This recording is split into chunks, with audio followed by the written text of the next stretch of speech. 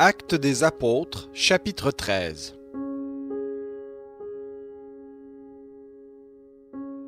Il y avait dans l'Église qui était à Antioche des prophètes et des docteurs, Barnabas, Siméon appelé Niger, Lucius de Cyrène, Manaën qui avait été élevé avec Hérode le tétrarque, et Saul.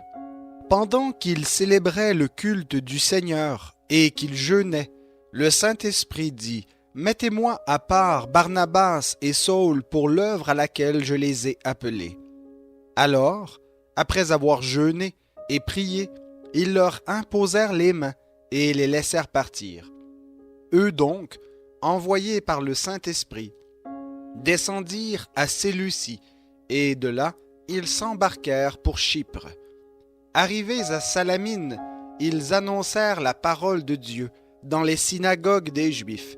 Ils avaient Jean comme auxiliaire. Ensuite, après avoir traversé toute l'île jusqu'à Paphos, ils trouvèrent un certain magicien faux prophète juif du nom de Bar-Jésus, qui était avec le proconsul Sergius Paulus, homme intelligent. Celui-ci fit appeler Barnabas et Saul, avec le vif désir d'entendre la parole de Dieu. Mais Élymas, le magicien, c'est ainsi que se traduit son nom, leur résistait et cherchait à détourner de la foi le proconsul.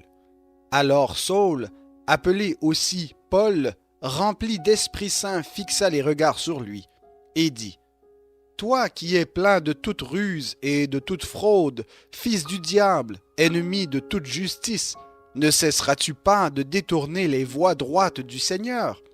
Maintenant voici, la main du Seigneur est sur toi. Tu seras aveugle, et pour un temps tu ne verras pas le soleil. » Aussitôt l'obscurité et les ténèbres tombèrent sur lui, et se tournant çà et là, il cherchait des gens pour le guider. Quand le proconsul vit ce qui était arrivé, il crut, vivement frappé de la doctrine du Seigneur.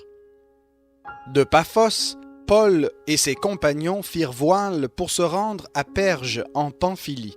Jean se sépara d'eux et retourna à Jérusalem.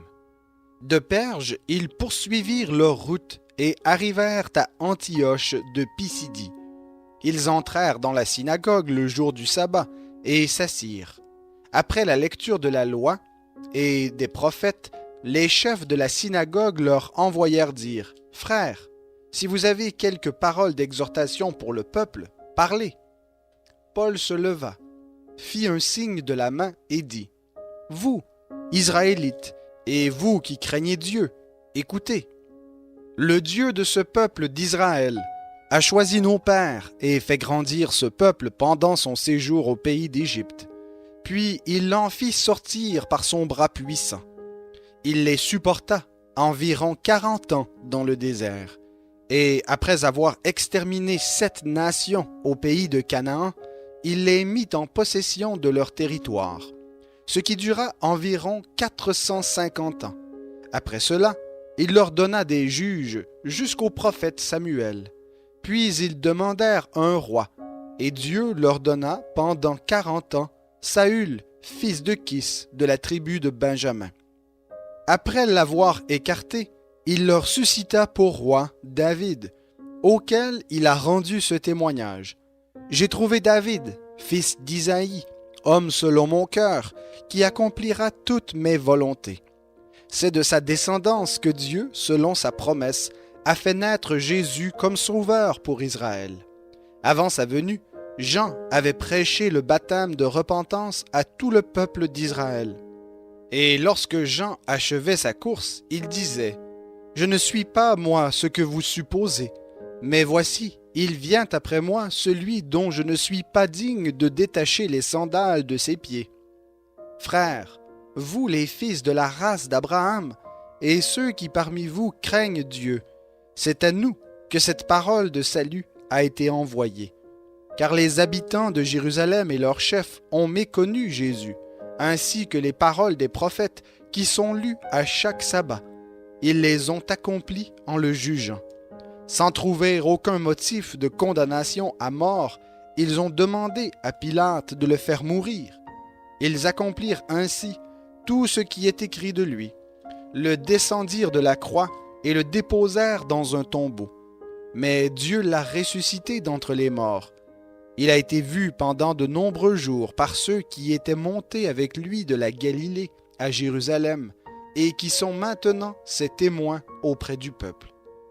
Et nous vous annonçons cette bonne nouvelle que la promesse faite à nos pères, Dieu l'a accomplie pour nous, leurs enfants, en ressuscitant Jésus, selon ce qui est écrit au psaume 2. Tu es mon fils, c'est moi qui t'ai engendré aujourd'hui.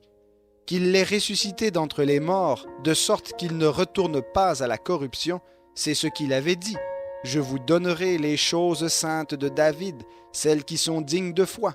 En conséquence, il dit ailleurs, tu ne laisseras pas ton sein voir la corruption. Or, David, après avoir dans sa génération servi le dessein de Dieu, est décédé, a été réuni à ses pères et a vu la corruption. Mais celui que Dieu a ressuscité n'a pas vu la corruption. Vous donc, frères, sachez-le bien, par lui le pardon des péchés vous est annoncé, et en lui quiconque croit est justifié de tout ce dont vous ne pouviez être justifiés par la loi de Moïse. Ainsi, prenez garde qu'il ne vous arrive ce qui est dit dans les prophètes. Voyez, vous qui êtes pleins de mépris, soyez étonnés et disparaissez, car je vais faire en vos jours une œuvre que vous ne croiriez pas si on vous la racontait. À leur sortie, on les invitait à parler de ce sujet le sabbat suivant, et à l'issue de la réunion, beaucoup de Juifs et de prosélytes pieux suivirent Paul et Barnabas, qui s'entretenaient avec eux et les persuadaient de rester attachés à la grâce de Dieu.